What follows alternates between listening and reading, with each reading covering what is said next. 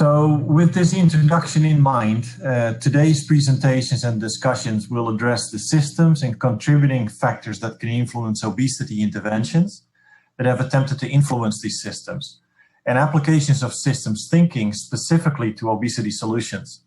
In session 1, we'll hear about existing societal systems that have the potential to shape population health and well-being, and examine factors such as structural racism, power dynamics, relationships, resources, policies, and how these systems can influence obesity.